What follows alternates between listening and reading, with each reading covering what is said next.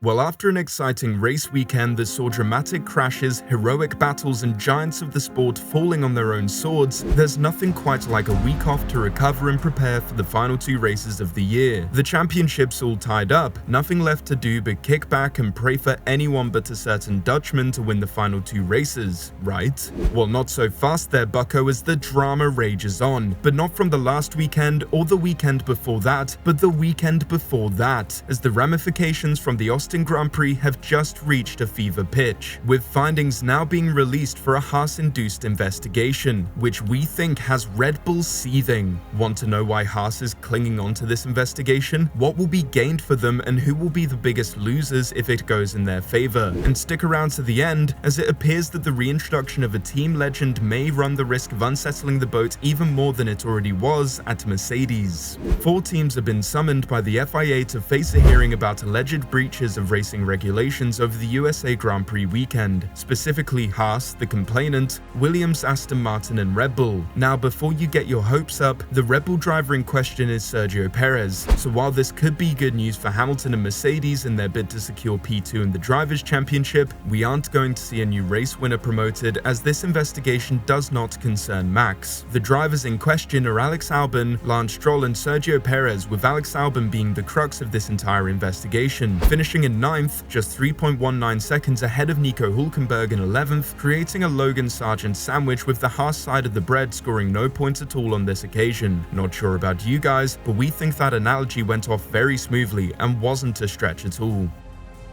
Initially, Haas's complaints were waved away by stewards due to the corner in question not having cameras or sensors on it, meaning that there was no discernible way to present any breaches. Therefore, the track limits complaint was deemed unfounded or non-substantial by the stewards. However, Günther Steiner has now revealed that the Haas team now holds all the evidence that they believe they need to bring the gavel down on the rule breakers. When talking about his view on the situation and the stance of his team, Steiner said, "There are rules. If the stewards do not have the correct information, then of course they can't intervene. We completely understand that. However, now we have the information, and we will see what the FIA does once they have that information at their disposal. I completely understand that the stewards have not seen the images yet, but if that is the case, how can they make a decision with certainty? However, now we have the clear evidence."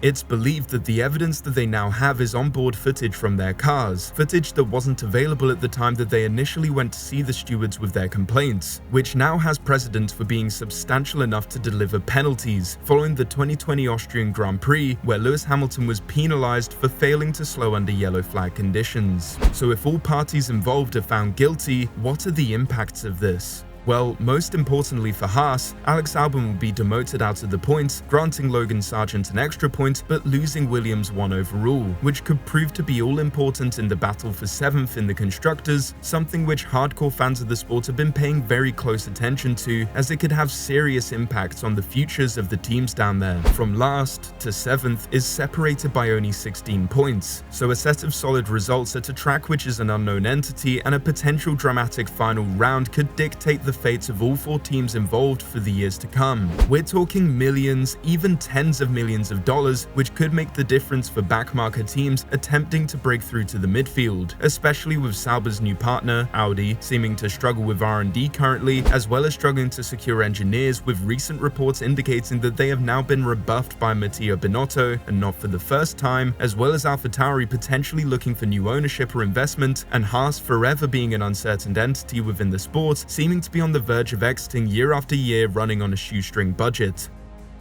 Down at the front of the field, however, is equally as interesting, with Sergio Perez facing a drop in position, allowing George Russell to usurp him in 5th and bringing Lewis Hamilton within just 30 points of P2 in the championship. While this may sound like a mountain to climb with only 2 rounds left, Perez has been hemorrhaging points to the Mercedes man for months now, and has only maintained his lead in the Formula Not Max standings due to the misfortune of Hamilton through disqualification, crashes, and the baffling inconsistency of the Mercedes team. By the way, more on that later.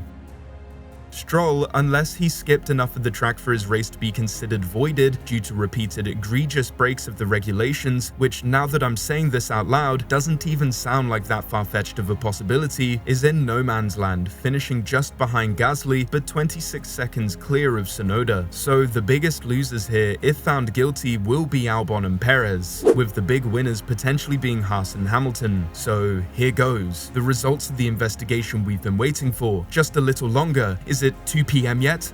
Here we go. Hold on, everyone. Well, it's only the first session, so no verdict has actually passed, and not only that, it's been adjourned until tomorrow. Yes, we can hear you booing from here, but we wanted to get you the news on the context of this situation before following up with the full results. That's right, this is only part 1 where the decision is made whether or not to take this forward to a formal hearing after being reopened due to the evidence being sufficient enough, which, as I said, has now been adjourned a day later until 3 p.m. on the 9th of November, which has us thinking, regardless or not as to whether this is taken forward, as like we said, the decision has been adjourned until the 9th of November at 3 p.m, edging us here at F1 Fanatics for a day longer as of writing. Red Bull must be absolutely fuming with this. Perez being investigated as collateral damage for an issue that never even concerned him must be a hard pill to swallow, and we truly do feel for the Mexican driver, but the thing we feel more sorry for is Christian Horner's desk, which we can only imagine is out of the window at this point. Hyperbole aside, in a sport where every point matters, just ask Vettel and Alonso, this must feel like a real slap in the face that this is even being humoured. For now, Red Bull just have to wait like the rest of us for the decision and potentially the second hearing, but if this stretches on until after the season is over and Perez and Hamilton are split by just 2 points by the time the checkered flag falls in Abu Dhabi, then the fingernails of everyone in Red Bull will be down to the skin.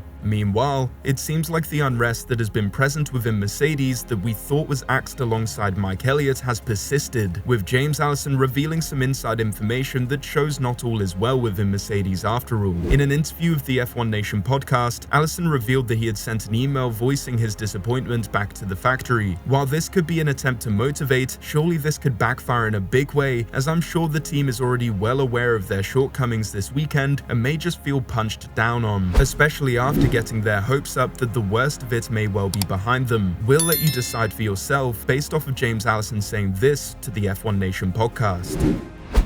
I just wrote an email back to the factory saying I feel knocked for 6 by it because we came here. It would have been too much to imagine a repeat of last year because the stars would have to align for that, but I thought we'd be troubling the podium. Now you could say you've been undone by your own hubris, but never in my wildest dreams would I have imagined that we would have had a torrid weekend like we just had. In some ways, there's a comfort in that because we must have just got something wrong and we'll go off and uncover what that was. And with a bit of luck, under the lovely thing that racing gives you, a couple of weeks time we'll come back and hopefully it'll all be put to bed.